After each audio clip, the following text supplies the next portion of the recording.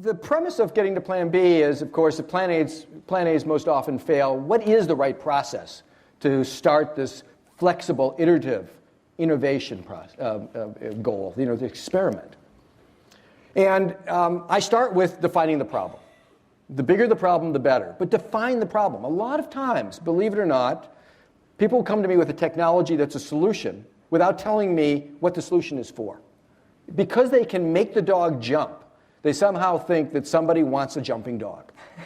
And this is very, very frequent in the startup business. So I basically say, stop, go back one step. What's the problem? What problem are you trying to solve here?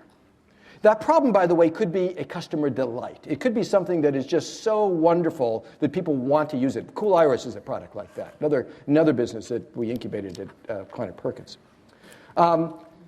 Then, basically, I say, OK, now tell me what your solution is. A defensible solution, something that is unique in the marketplace.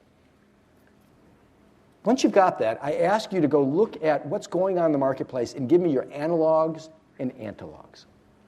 Why do I do that? Because you can learn an awful lot without actually having to spend a nickel by watching what others have done. Yes, everybody comes and tells me what they're doing is absolutely novel. Nobody's ever done it before. I've never seen anything like it. It is revolutionary. If I hear that term again in a pitch, I'm going to walk out. Everything is revolutionary. It's unique. It's one of a kind. That's wrong.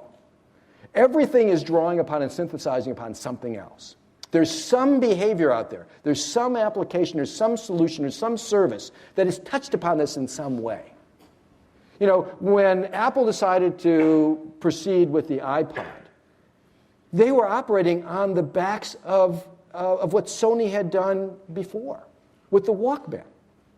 They could learn a ton from what had gone wrong at Napster.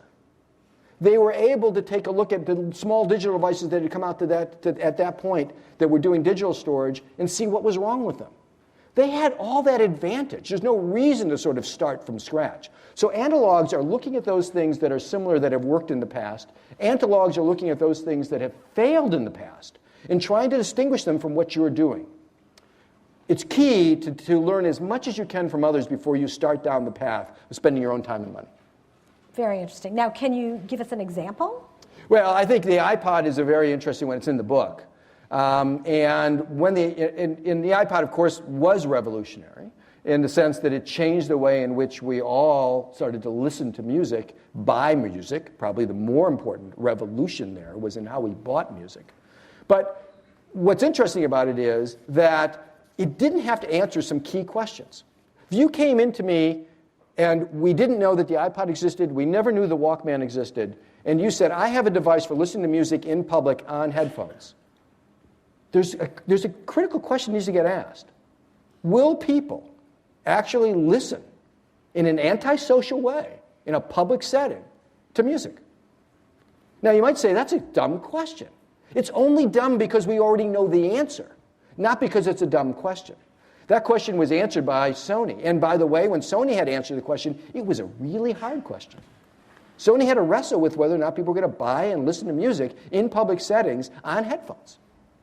And so Apple had that analog to work with. On the other hand, it had the Napster problem. We know that people are downloading digital music not to digital portable players, but to the PC. But we didn't know they would pay for it. Apple had to answer that question in the affirmative to have a business. Because without iTunes, a legitimate way for music to get sold, they were going to suffer the same fate that Napster did. They were going to get sued into oblivion by the labels for piracy. So that's an example of how to think about the analog and antilogs in these ventures.